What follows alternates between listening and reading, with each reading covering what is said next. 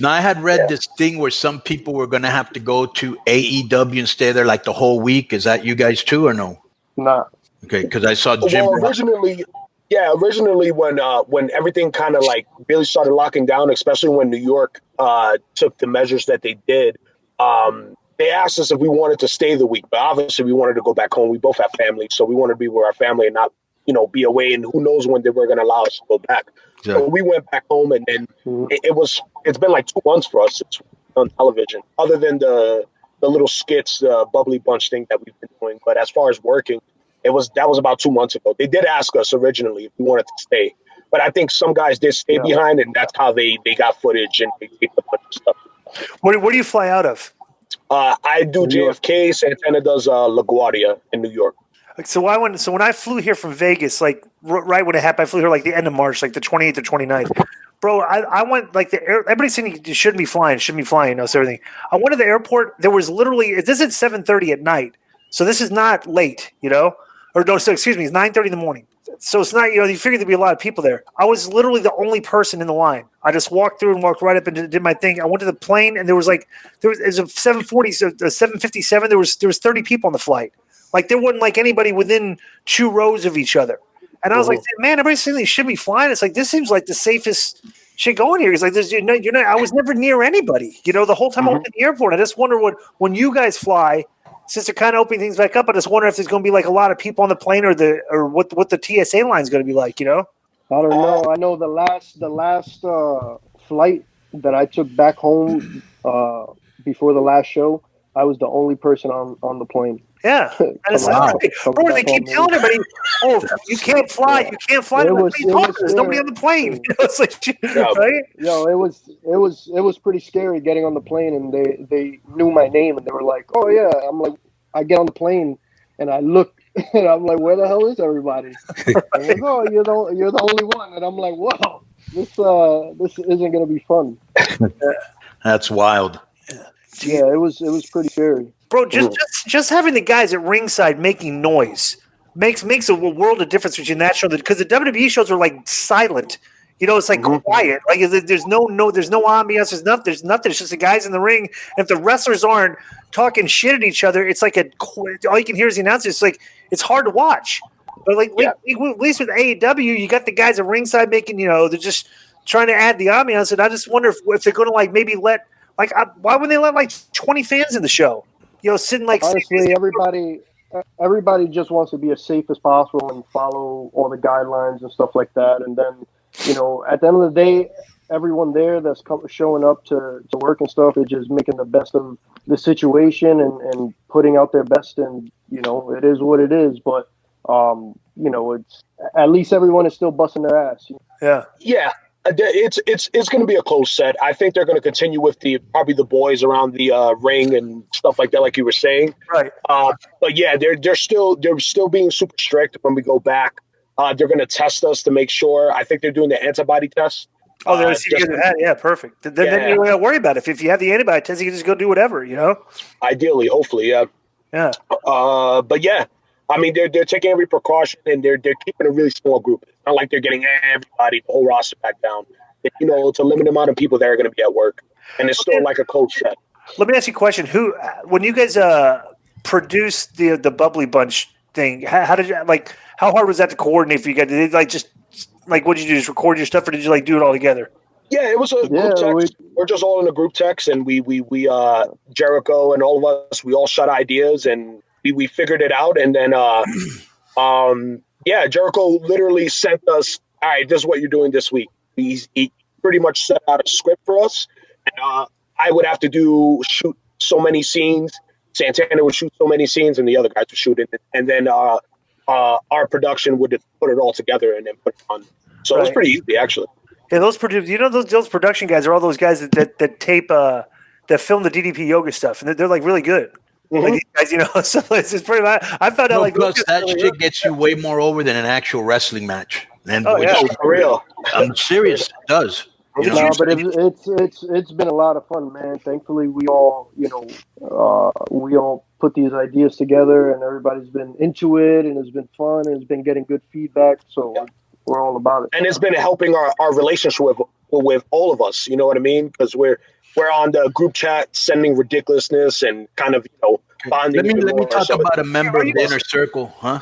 I just want to ask one question. Are you guys kind of like since you guys are kind of like all together and doing all this stuff, kind of like on there? Are you guys kind of cliquish now? Like when you guys go to the show, or is it still kind of like because like bro, when the NWO started, like they were like a clique. Like we had like we all. or do you guys still like do you have like your everybody chills together. None of that, like really. There's really the locker room is that click shit.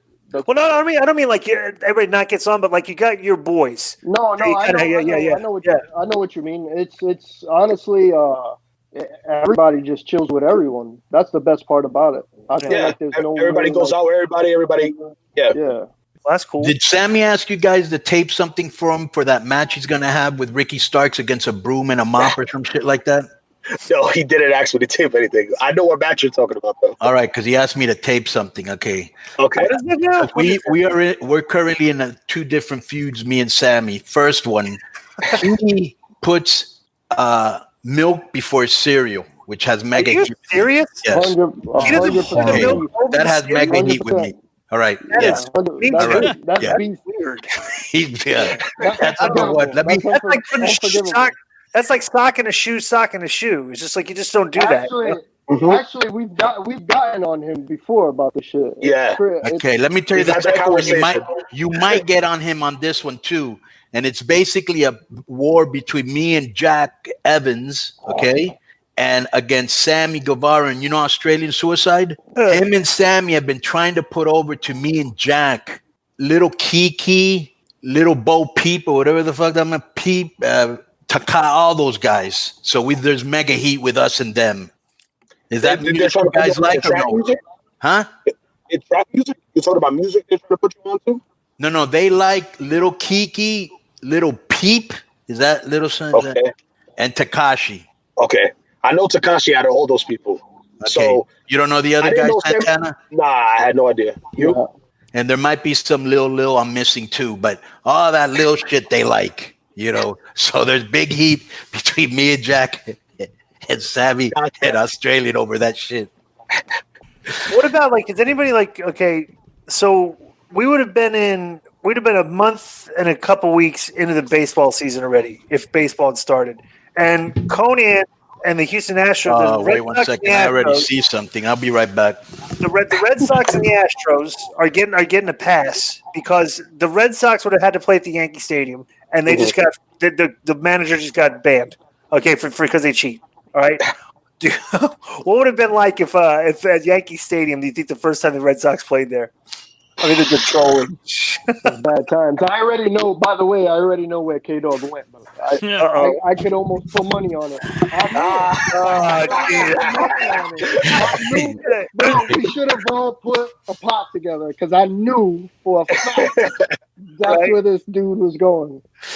Oh my God! Did you keep the hat in a case or something? It was on your toilet bowl. That's what it was. Nah, motherfucker. Oh my God! How about he keeps it right on the tank, that's it.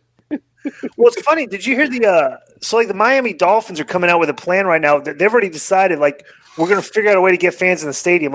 If this thing goes on that long, bro, you can't. There's no way you can have a Yankees Red Sox game and not have Yankee fans in the crowd with these games. Bro, I just think that everyone just needs to stick to the rules and guidelines and just get this shit over with. Because I'm dying to go and sit in a bar or go to a restaurant with my family. I'm sick of all this shit already. So everyone stick to the guidelines and whatever the hell your state is requiring you to do, so that we could just get over this bullshit. Yeah, bro. When you guys were coming up, when you were watching wrestling, were there many Latinos back then already in the game or no? I just remember Sabio and Eddie and when we were coming up. On when you were watching on TV before you even got into the business. Oh, I mean, there was Savio, there was Eddie, there was, Psychosis, Juventud. Oh, so there were already a whole bunch of Latinos in the game. Yeah. Yeah. I would watch CMLL back in the day too. So right, yeah, because that was funny. Go ahead. It will come on. It will come on the I think Telemundo. What channel would CMLL? Probably Univision. Yeah, Univision. That's what it is. Yeah. So I would get it, and that's how I would be able to watch. I remember I was going through the channels one day when I was younger, and I was like, "Wait a second, what the hell is this?" Because I didn't know what Lucha Libre was. I was maybe 11 or 12 at the time, and I remember seeing it, and then mine was blown. And that's when I first saw that style of wrestling. Yeah, but how cool is it now just representing your people? You know what I'm saying? Because Boricuas, when they see other Boricuas, they just get really proud, and people writing to you or stopping you and saying, bro, thanks for the love because, we're underrepresented. 100%. I feel like, especially in the wrestling game, there hasn't been, like true like Boricuas holding it down and really representing, and like Sabio, you know what I mean? Like, of course, Carly when he came up and all that stuff, you know what I mean? But as who else really? Yeah. That's why they didn't become matadors. Yeah, but they had no choice on that one. And it's funny because one time Savio actually told me that. Do you remember when the Boricuas used to first come out? They had like tank tops and there was and he was like, and Savio was really mad because that was kind of. You couldn't even do that today, No, but that's kind of what I was doing in WCW, and he thinks that they saw me and they wanted them to dress like that, and he was like, "Bro, we're not Konnan, we're not Mexican," which I'm not even Mexican either. But anyways, huh? No, they were. I remember. No, but let me tell you why. Because he told me. No, because he told me that. He said, why are we dressing like Mexicans? We don't dress like that. We're Puerto Ricans. Like, I think in their mind, well, all Latinos are the same. They must all dress the same. You know what I'm saying? Probably, more than likely, yes. Jesus. Bro, what are the main differences between working in Impact and working in AEW, if any?